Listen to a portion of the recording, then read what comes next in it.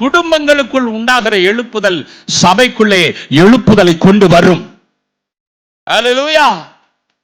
நீங்க குடும்பமா சந்தோஷமா அல்லேலூயா ஆராதிக்க வந்தீங்கன்னா இங்க ஆராதனை தோத்திரம் டாப் கிளாஸா இருக்கும். நம்ம சண்டை சச்சரமா இங்க அழகா அலங்காரமா உட்கார்ந்து இருந்தா அந்த ஆராதனை எப்படி இருக்காது? ஒருத்தரம் மன்னிக்காம ஒருத்தரம் பேசாம அப்படி உள்ள உட்கார்ந்து இருந்தா அந்த ஆராதனையாவா இருக்கும்.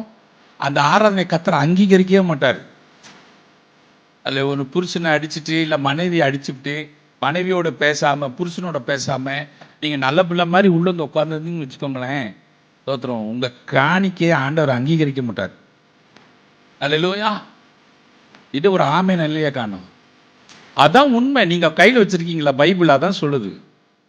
அல்லேலூயா. என்னைக்கும் நீங்க செக் பண்ண வேண்டிய ஒரு நாள் அதை பேசுறேன். நான் அங்கீகரிக்கப்பட்டவனாய் வாழணும். அல்லேலூயா.